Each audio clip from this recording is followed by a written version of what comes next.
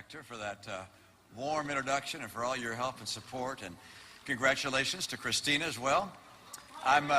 Thank you. Good to be home. I've got a son here somewhere. There he is. There's a son over there. And a grandson, too. Have you got your son there with you? Yeah, my son and grandson. Hi, guys. It's an honor to be your guest and to speak to you as we begin National Hispanic Heritage Month. I'm also pleased to represent the party of Governor Susana Martinez, Governor Brian Sandoval, Governor Luis Fortunio, Senator Marco Rubio, and the Texas Republican candidate for U.S. Senate, Ted Cruz.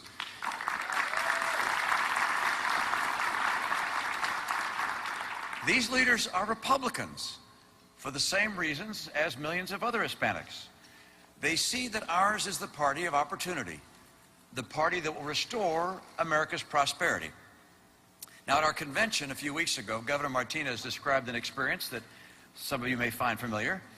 At the beginning of her political career, she was a Democrat, and her star began to rise, and as it did so, she and her husband got an invitation to go to lunch with a couple of Republicans. The words Democrat and Republican never came up. Instead, they talked about issues, not about party, such as how do we keep welfare from becoming a barrier to work and how much government is needed before it becomes burdensome to families and small businesses. When the lunch was over, she turned to her husband and she said this, "I'll be darned, we're Republicans." I love hearing stories like that. I'd like to hear more often. And I'm convinced that the Republican Party is the rightful home of Hispanic Americans. But my speech today isn't about my political party. It's about the country we love and the future we want to build. During the course of the campaign, I've traveled across the country. I've seen people who've fallen into poverty, people who are living paycheck to paycheck, people who are tired of being tired. Over 23 million Americans are out of work, underemployed, or just have quit looking for jobs. The number of people on food stamps has risen by almost 15 million since President Obama took office. Median household income has fallen 4 years in a row. Now, seeing such a poor jobs and income picture, the Federal Reserve has announced that it will once again print more money. The Fed knows that this comes with a high cost and risk for the future, but it feels it has no other choice. Our leaders in Washington have failed to produce a real recovery. No one is exempt from the pain of this economy, of course, but the Hispanic community has been particularly hard hit. While national unemployment is at 8.1%, Hispanic unemployment, as you know, is over 10%. Over 2 million more Hispanics are living in poverty today than the day President Obama took office. In 2008, candidate Obama promised us a world of limitless hope. What we got instead is a world where hope has painful limits. Limits that make it harder to start a business, to grow a business, or to find a job. The administration promised us that its policies would have brought unemployment down to 5.4% by now. They haven't. Unemployment is still above 8%. And the difference between the 5.4% they promised and the 8% they delivered is 9 million more Americans not working. 9 million. I expected that the president at his convention would talk about the unemployed and unveil a jobs plan. Astonishingly, he didn't. Now, I have a plan. And my plan for a stronger middle class will create 12 million jobs by the end of my first term. And it will raise take-home pay. My plan is premised on the conviction that it is freedom that drives our economy. That free people creating free enterprises is what creates good jobs with good wages. Government supports the job creators, but it cannot take their place. Now, my plan, as you've heard, has 5 key steps. First, we'll take advantage of our oil, gas, coal, nuclear, and renewables to achieve North American energy independence in 8 years. That'll not only give us the affordable, reliable energy we need, it will also create nearly 4 million jobs, and it will bring manufacturing back to our country. Second,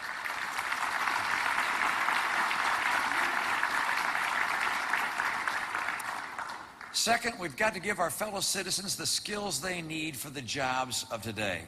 And we've got to give our kids the education they need for the careers of tomorrow. There are too many of our kids trapped in failing schools. As president, I'll ensure that every child from every background receives a quality education. I'll empower the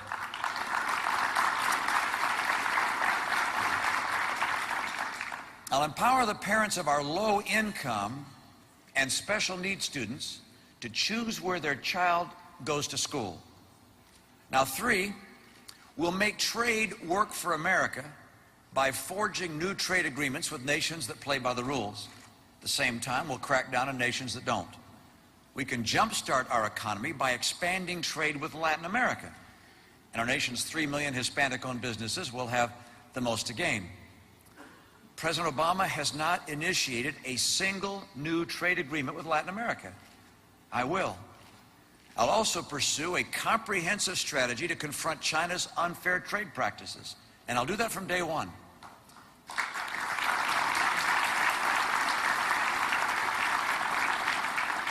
Now, the president may think that announcing new trade lawsuits less than 2 months before the election will distract from his record. But American businesses and workers struggling in an uneven playing field know better.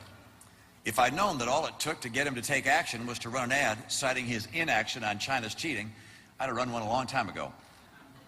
Fourth, we have got to cut the deficit and put America on track to a balanced budget.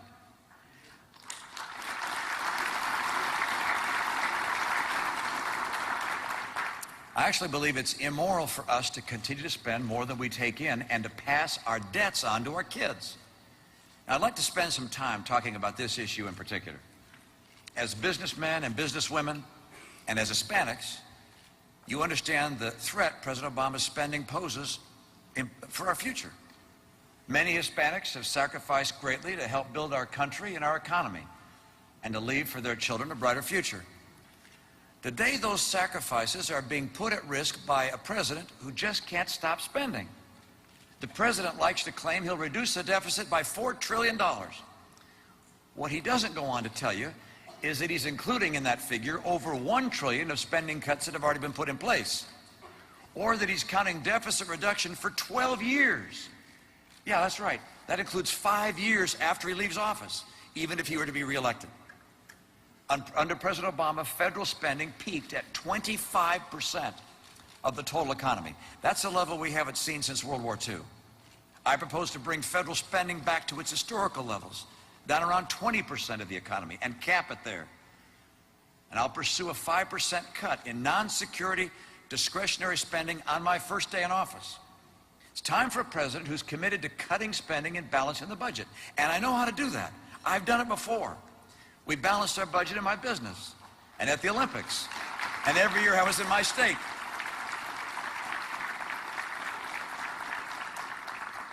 I'm going to put the federal government on track to a balanced budget by eliminating programs that are not absolutely essential, and also cutting subsidies for things like Amtrak and the Corporation for Public Broadcasting and the Legal Services Corporation and the National Endowment for the Endowments in the Arts and Humanities.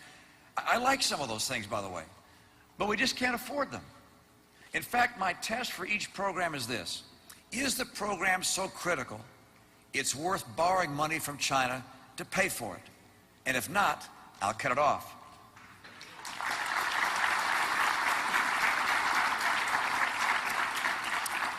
Now, in addition, I'm going to send a number of programs that have been growing uncontrollably fast back to the states, where I'm going to limit their rate of growth to the rate of inflation, or in the case of Medicaid, to inflation plus 1%. And finally, I'll look to sharply increase the productivity of Washington by reducing federal government employment by 10% through attrition, by combining agencies and departments to reduce the overhead, by cracking down on the $115 billion a year in improper payments in government programs,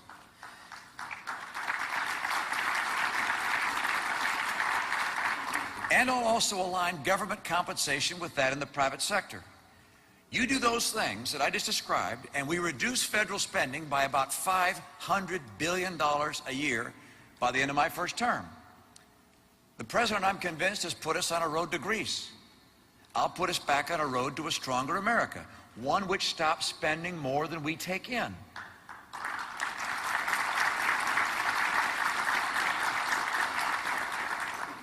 And now number 5, and you'll find this of particular interest. To get this economy creating the jobs we need and more take-home pay, we have to champion in this country small business.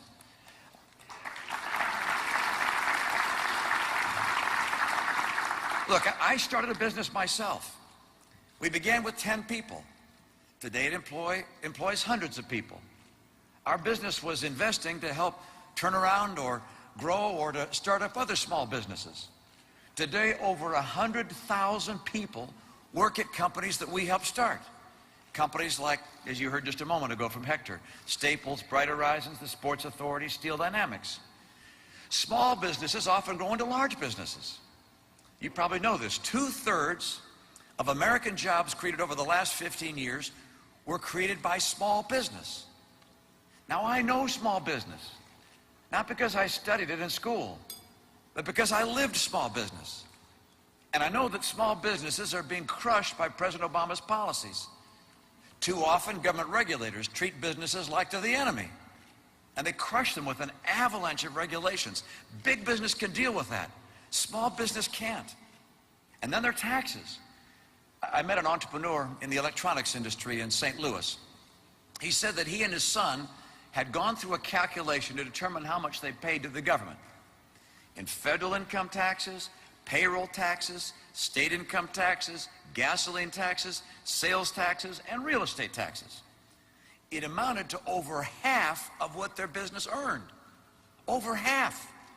Now you think about that. The likelihood of success in small business is not real high. And if you're lucky enough to be successful, the government wants to take more than half. No wonder business startups are at a 30-year low. But the president has announced that he plans to raise the federal income tax on small businesses even more, from 35% to 40%.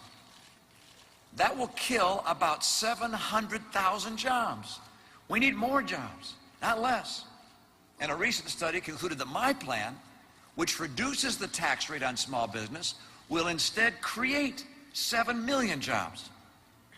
And now let me talk for a moment about Obamacare and how it affects jobs.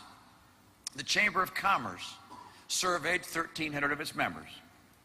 It found that 3/4 of them said they're less likely to hire people because of Obamacare.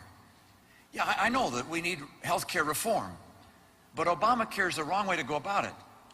Obamacare is going to replace consumer choice with government choice, and it would cause health insurance premiums to skyrocket. And it's already depressing job creation. I'm going to repeal Obamacare and replace it with reforms that increase choice, slow down the runaway growth of insurance costs, and that open the doors to more new jobs. Now, by the way,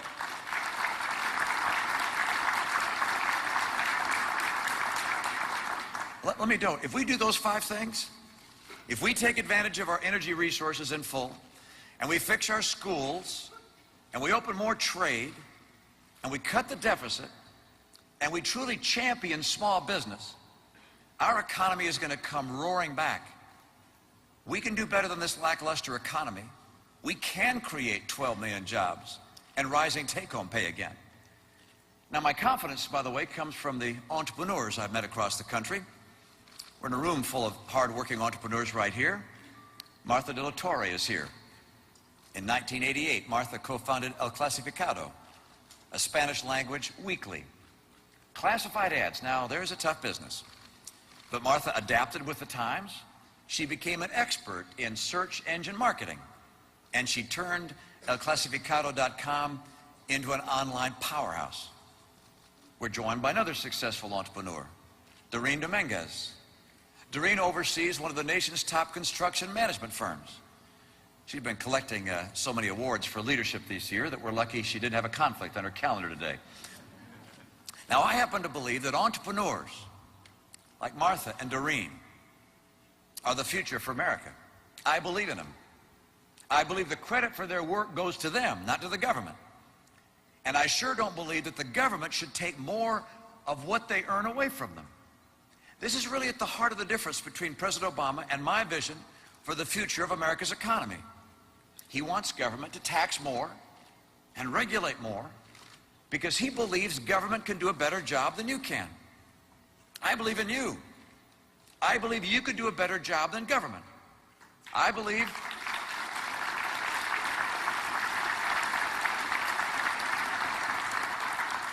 I'm confident that you and your dreams and your freedoms will build a stronger future for all of us and for our children. This belief in free people and free enterprises is the American heritage. It's why, by the way, America has outperformed economically every other nation on earth. Now, finally, I want to say a word about immigration. Americans may disagree about how to fix our immigration system, but I think we can all agree it's broken. For years, Republicans and Democrats seem to have been more interested in playing politics with immigration than with actually fixing it. Candidate Obama said that one of his highest priorities would be to fix immigration in his first year in office, despite his party having majorities in both houses of Congress, supermajorities. The president never even offered up a bill. Like so many issues confronting our nation, when it comes to immigration, politics have been put ahead of people for far too long. I will work with Republicans and Democrats to permanently fix our immigration system. We'll never achieve a legal immigration system that's fair and efficient if we don't first get control of our borders. I believe we can all agree that what we need are fair and enforceable immigration laws that will stem the flow of illegal immigration while strengthening legal immigration. I want to make this system far more simple and transparent. You shouldn't have to hire lawyers to find out how to legally immigrate into the United States.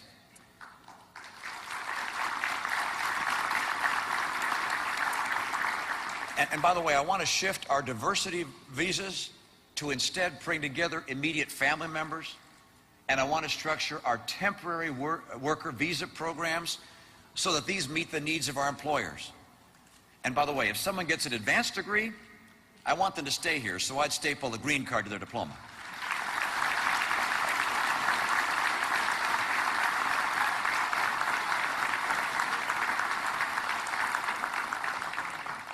America's a nation of immigrants, and immigration is essential to our economic growth and prosperity.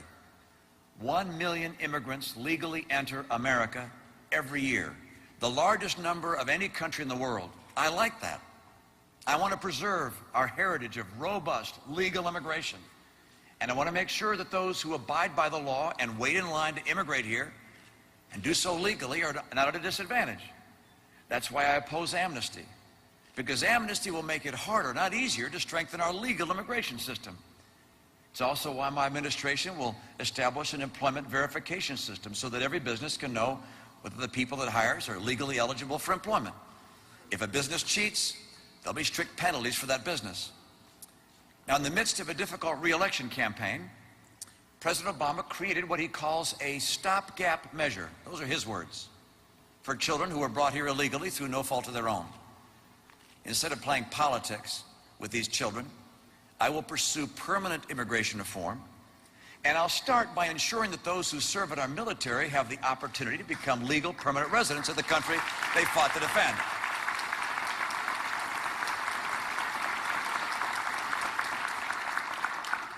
Those who've risked their lives in defense of America have earned the right to make their life in America. Now,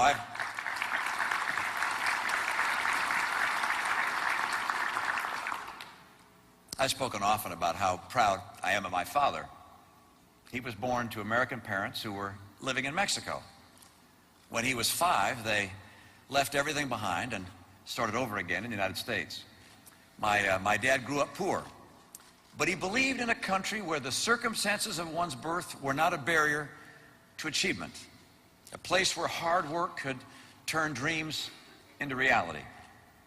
He went from selling paint out of the trunk of his car to becoming the chief executive of a great car company, and ultimately to become the governor of the state of Michigan. My wife, Ann's father, was a first-generation immigrant. He ended up founding a successful manufacturing company that made components and equipment for ships for the United States Navy. I know that many of you in this room have similar stories. That's the American story. It's a story that is told over and over and over again. It's the story of the American dream. The American dream is not gone. It's just been put a little further from reach. I know what it takes to bring it back, to have it inspire our children, just as it inspired our fathers and mothers. They sacrificed so much so that we might have it as part of our lives. And now it's our turn, our responsibility to restore the opportunity and prosperity and dreams that have invigorated this nation from its beginning. And it is a responsibility we will fulfill together. Thank you so very much. An honor to be with you, and God bless you and the United States of America. Thank you.